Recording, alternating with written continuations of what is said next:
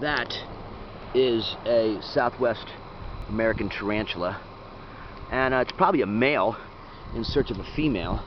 It probably has little hooks on its front. Yeah, in fact, I could see them. Front hooks on its front legs. Hi, this is Wolfgang. I am one rational dude, and I'm here in Arizona. And I just saw this guy crawling across the street, and I guess this is probably as good a place as any just to talk about your appetite. You know, your appetite is a thing in college that you really have to control. And the way to control it is with foods that stay in your stomach and your colon for longer than a Coca-Cola. And we're talking about beans and whole grain breads and pastas and fresh fruits and vegetables. And also too, when you well nourish yourself, you'll have fewer cravings. You'll feel more satiated, and you won't have this ravenous appetite. Remember, your appetite is kind of like the Tasmanian devil. You don't want to bring him out. You know, think back about how many times you ended up binging and what really was the problem. Really, the problem is your appetite just got out of control and you just said, I don't care if I weigh 800 pounds, I am going to eat that plate of nachos with the cheese on top of it and the sour cream and all that kind of stuff. And you know, you just go nuts. That's what happens. Your appetite gets out of control.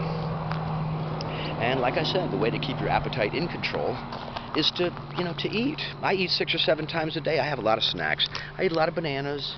I eat a lot of, raisin bread with jelly on it. I eat all kinds of,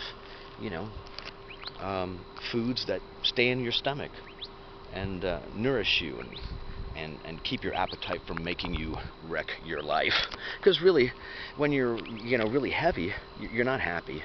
You're really not. You don't want to go out. You're probably not eating right. That's why you're heavy. You're eating high-fat foods, processed foods, junk foods, and you really need to stop doing that.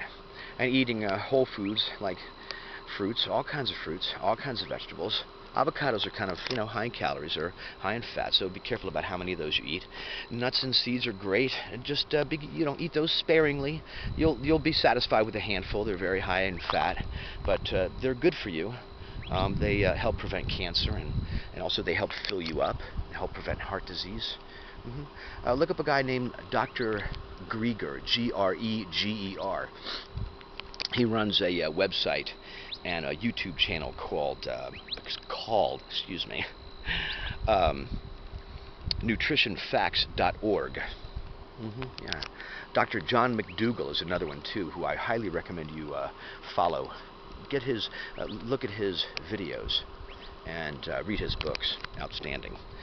Anyways, this video is for those college students or those people who got the freshman spread who some 35 years later never lost it. Really, a vegan diet is the way to go. You don't have such high density caloric foods that are bad for you. No animal proteins and no animal fats, no saturated fats. They're foods that are good for your colon, higher in fiber. There's no fiber in meats. There's no fiber in milk. There's no fiber in chicken at all. None. Zero. So when people ask vegans, where do you get your protein? My thought is, where to get your fiber? And without fiber, you're more likely to get colon cancer, and that's no fun, I'm sure.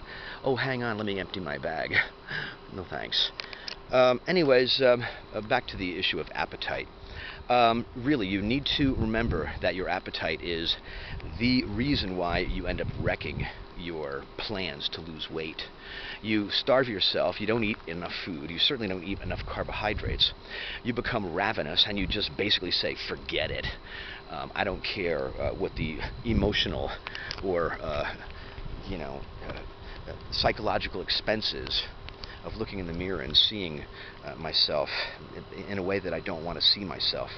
And really, don't underestimate that cost. It's a big cost in terms of self-esteem and just the memories you'll have in college. I mean, the more attractive you are and the thinner you are and the more fit you are and the more energetic you are, the better of a time you're going to have in college. At university, as oftentimes it's referred to as. Anyways, good luck, college students. I'm going to do one more video for you, and it'll be, part 3. I'll cover all the stuff I missed. But appetite's big enough to take one of those 3 parts with that. So, anyways, talk to you soon. Bye-bye.